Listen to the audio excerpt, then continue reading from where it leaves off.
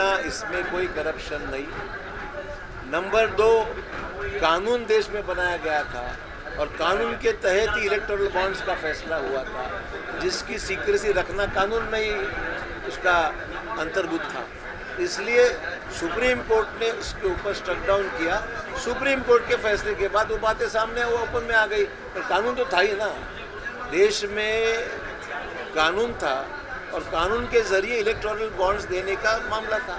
और कल prime minister ने कहा है तकरीबन 36% या 33% पैसा बीजेपी को मिला, बाकी का पैसा सब ऑपोजिशन को मिला, ये तो स्पष्ट किया है। तो सवाल है कि इलेक्टोरल बॉन्ड्स कोई गैर कानूनी नहीं थे, कानून बना के ही उसको ये किया था। अब सुप्रीम कोर्ट ने फैसला करने के बाद वो मामला रुक गया। अब आगे की फंडिंग क्या करना है, कैसे करना है, वो अलग इशू आहे. इलेक्टोरल बॉन्ड्सचा निर्णय देशामध्ये इलेक्टोरल बॉन्ड्सच्या माध्यमातून राजकीय पक्षांना देणगी देण्याच्या बाबतीत कायदाच केला होता. त्या कायद्याला सिक्रेसीचं समर्थन सिक्रेस ठेवण्यात आलं होतं की हे देणारे जे आहेत त्याची आयडेंटिटी रिव्हील करायची नाही. मग त्याच्यामुळे जे काही लोकांनी पेमेंट केलेले पैसे दिलेले आहेत ते त्या कायद्याच्या अनुसारच दिलेले आहेत. आता सुप्रीम कोर्टाने ज्यावेळेस हा कायदा स्ट्रक डाऊन केला त्यानंतर परिस्थिती बदललेली, एवढाच विषय आहे, बाकी काय विषय. विशाल पाटलांना सांगलीतून बंडखोरी केली, उमेदवारी दाखल केली.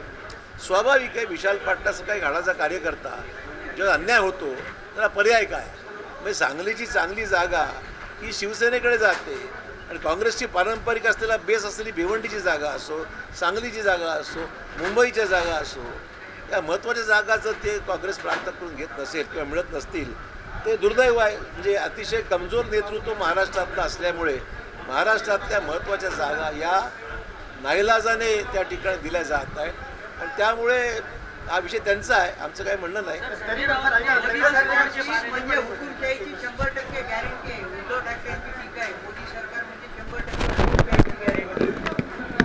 निवडणुकीमध्ये हुकुमशाही, लोकशाही, घराणेशाही या गोष्टी बोलल्या जातात. शेवटी जनता ठरवते ना.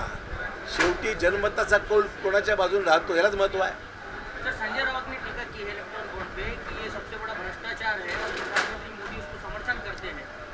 समर्थन करने का सवाल, जब कानून बनाया जाता है, लोकसभा में कानून पारित किया जाता है, तो हम किस बेस पे कहते हैं कि illegal. It is a law के अनुसार वो कानून में तब्दीली के कारण उसमें इलेक्ट्रल बॉन्ड्स को फैसला हुआ था. ये देखिए ये इंटरप्रिटेशन का मामला है. जो भी सच्चाई होगी इसमें अगर लगता है तो साबित करें कि एक्सटॉर्शन हुआ है.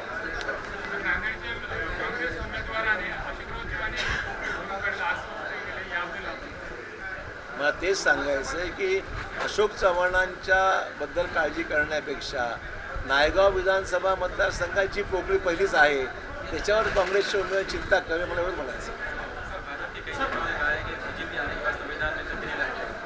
ये बात सरासर गलत है. सुप्रीम कोर्ट ने भी इसमें बयान दिया है या जजमेंट दिया है कि कॉन्स्टिट्यूशन के कोर इश्यूज़ को, कोर गावा जो है उसको कोई चेंज नहीं कर सकता है. भले कौन सी भी गवर्नमेंट कितनी भी मेजॉरिटी को, कॉन्स्टिट्यूशन में जो बेसिक प्रिंसिपल्स है उसको चेंज नहीं हो कर सकते. ये सुप्रीम कोर्ट ने कहा है. और इसके कहने के बाद में बीजेपी के और प्रधानमंत्री ने खुद कहा है कि हमको ऐसा करने का कोई इरादा नहीं, हमने ऐसे बात करके कभी हमने सोचा भी नहीं और हम कभी नहीं करेंगे.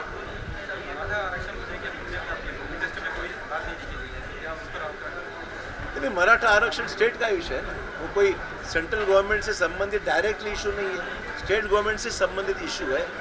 केंद्र सरकार का इशू कब आएगा, जब ये मैटर्स केंद्र सरकार के पास जाएगा तब इशू आएगा. अब सवाल ये है कि ये मामले में जो भी करना है, एकनाथ शिंदे जी की गवर्नमेंट ने किया है. 10% आरक्षण ऑलरेडी दे चुके हैं. शुक्र समिति का रिपोर्ट जो प्राप्त हो उसके अनुसार 10% रिजर्वेशन मिला है. जो लोग कुंडली के उसके पास दाखिले हैं, पुराना रिकॉर्ड है, उनको कुंडली सर्टिफिकेट लेके उसको ओबीसी सर्टिफिकेट मिले हैं. और जो रिश्तेदारों के बारे में बात है उस पर ऑब्जेक्शन जो प्राप्त हुए हैं उस ऑब्जेक्शंस के ऊपर चर्चा करके कोड ऑफ कंडक्ट हटने के बाद में सुनवाई होगी. सुनवाई के बाद ही उसमें फैसला होगा. सर, चुनाव क्षेत्र में जब आप प्रचार के लिए जा रहे हैं सिर्फ बीजेपी को क्यों टारगेट किया जा रहा है? ऐसा है कि चुनाव में सिर्फ बीजेपी नहीं, हर एक व्यक्ति, आप अपने देखो, सबसे पहले बीजेपी के पास विकास का एजेंडा है. बीजेपी में व्यक्तिगत तौर पे ना हमने किया ना किसी ने किया है, व्यक्तिगत तौर पे आलोचना हमने किसी की नहीं की है। कांग्रेस के लोगों के पास कोई आज कहने के लिए मुद्दा नहीं है, कोई देने जैसी चीज़ें नहीं है, जनता के सामने रखने का प्रोग्राम नहीं है, इसलिए व्यक्तिगत आलोचना पे उतर आए, उतना इशू और क्या इशू है। सर पर्सनली तौर पे आपको और आपकी फैमिली को मराठा आरक्षण के नाम पर गाँव में आने से रोका जा रहा है। बिल्कुल बात सच नहीं है। आज भी एक घटना ऐसी हुई। एकाध घटने में कुछ बात होती है तो समझ सकता हूँ मैं, ऐसा माहौल हर जगह नहीं है। एकाध दुःख की घटना हो सकती है, मैं नहीं बोल। सर शेवटचा प्रश्न, काँग्रेसचे काही नेते संपर्कात आहेत भाजपच्या? काँग्रेस लोक रोज बोलतात माझ्याशी, रोज बोलतात, मग येणार का पक्ष अशात काय पक्ष प्रवेश होईल? त्यांच्यावर सोपवलंय मी। वडेट्टीवारांबद्दल काय अशी चर्चा सुरू आहे? वडेट्टीवारांशी माझी चर्चा नाही। नांदेडमधले अनेक काँग्रेसचे नेते माझ्या संपर्कात आहेत। लोकसभेचे उमेदवार वसंतरावांनी कालच्या एका सभेत सांगितलं की आपण त्यांना फोन केला होता. त्यांना फोन करायची मला गरजच काय? ते असताना काँग्रेसमध्ये असताना मायगाव मायनस आहे, त्यांना स्वतःला मायनस आहे, त्याचा उपयोग काय? काँग्रेसमध्ये आले होते, बीजेपीमध्ये आले होते, त्यांना फोन केला. कोण? सर एक सवाल आहे सर, त्यांना विचारा।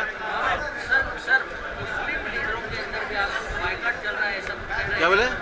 मुस्लिम जो मतदाता है आपके हमेशा से रहे हैं, लेकिन अभी आप बीजेपी में जाने से वो अभी आपके साथ रहे या नहीं? हमने मुस्लिम ने कोई बाइकआउट तो नहीं किया है, और मेरे जहाँ तक ताल्लुकात है अच्छे हैं उनसे, और उनकी पूरी जो भी सामाजिक सुरक्षा है वो करने की मेरी जिम्मेदारी है।